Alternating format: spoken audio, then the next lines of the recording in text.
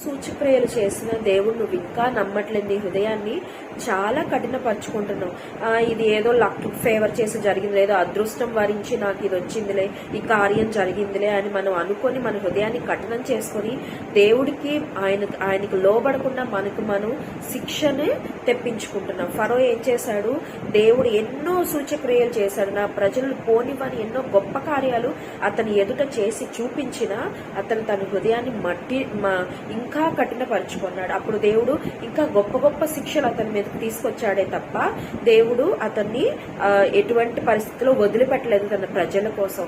ఈ రోజు నువ్వు కూడా దేవుడు సూచక్రియలను బట్టి, దేవుడి మాటను బట్టి మనం ఆయన వైపు తిరగాలి. కఠినపరుచుకుంటే మనకి శాపమే తప్ప మనకు ఆశీర్వాదం ఉండదు, మనకి శిక్ష తప్ప మనకి ఆయన దగ్గర నుంచి ఎటువంటి దీవెన ఉండదు. కనుక ఆయన వైపు తిరిగి ఆయన చేశాడని నమ్మి ఆయనతో ఉందాం.